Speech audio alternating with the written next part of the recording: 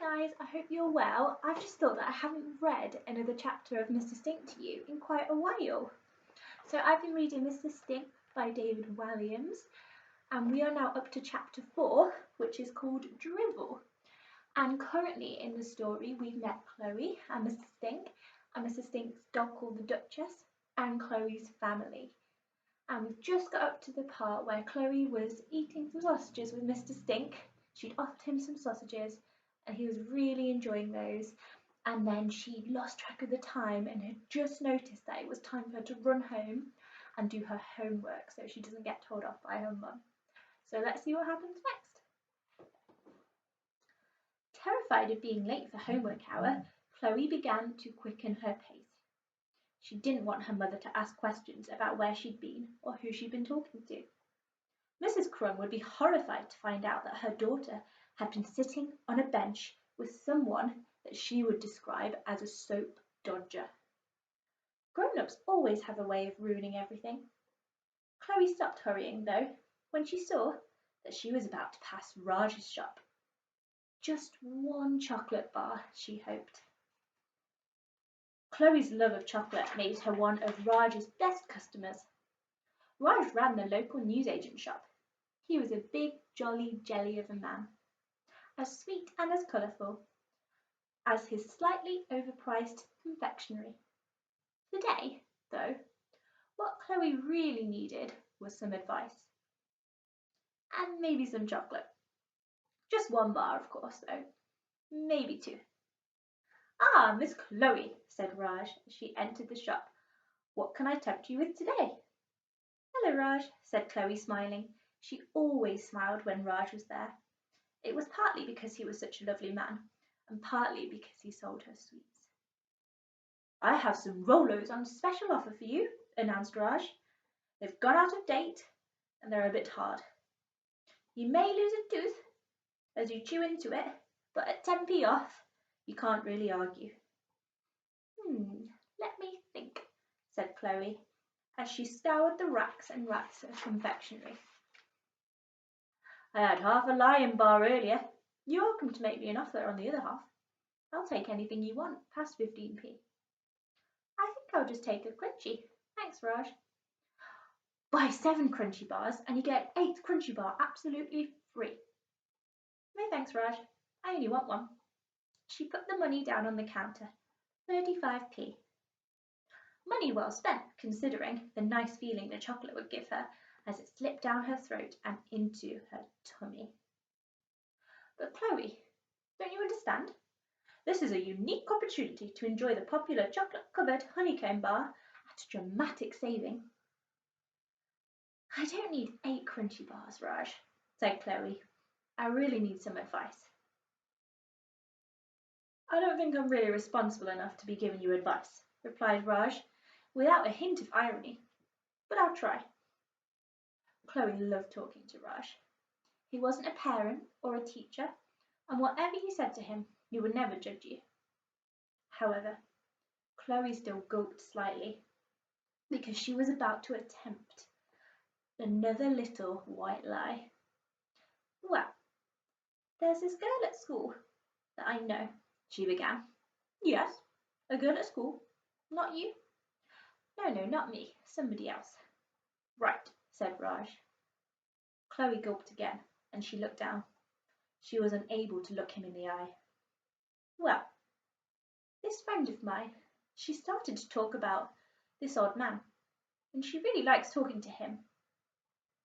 He's homeless, but her mother would be really angry if she knew. I mean, if my friend. She doesn't know what to do."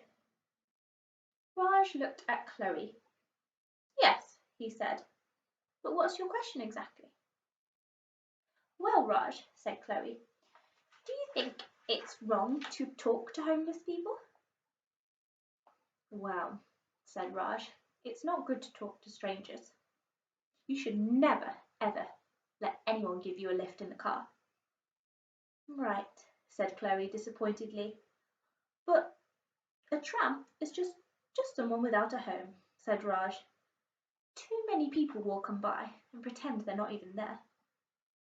"Yes," said Chloe. That's what I think too. Raj smiled. Any of us could become homeless one day. I can see nothing wrong with talking to him, just like you talk to anyone else. Thanks, Raj. I will. I mean, this girl at school will. I'll tell her. What's this girl's name? Said Raj. Season. No, Sarah. Her name's definitely Sarah. It's you, isn't it? Said Raj, smiling. Yes, admitted Chloe. You're a very sweet girl, Chloe. It's lovely that you would take the time to talk to him. There, but for the grace of God, you and I. Thanks, Raj. Chloe went a little red, embarrassed by his compliment. Now, what can you buy your homeless friend for Christmas? Said Raj as he scoured around his disorganized shop. I have a box full of Teenage Mutant Ninja Turtles stationery sets. I can't seem to shift. They're yours for only $3.99. In fact, buy one set, you get one free.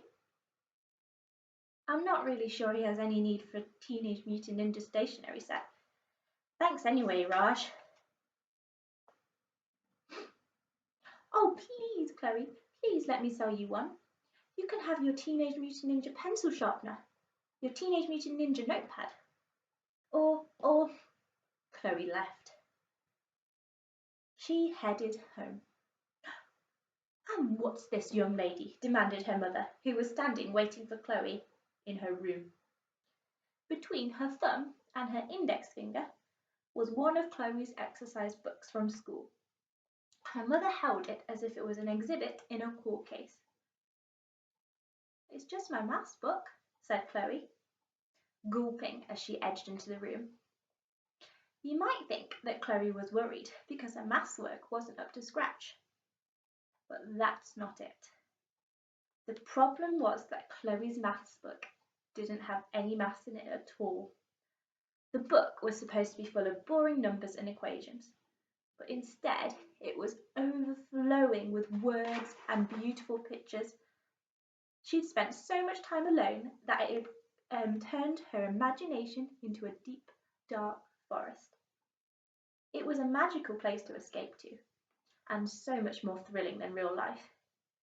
Chloe had used the exercise book to write a story about a girl who is sent to a school loosely based on her own life where all the teachers are secretly vampires. She thought it was much more exciting than boring equations, but Mother didn't agree. If it's your mathematics book, why does it contain this repulsive horror story? Said her mother. That was one of those questions that you're not really supposed to give an answer to. Ooh, I'm not sure if Chloe's going to get in a bit of trouble for drawing in her maths book. I hope you enjoyed that part of the story, guys. I'll read you the rest soon. Bye!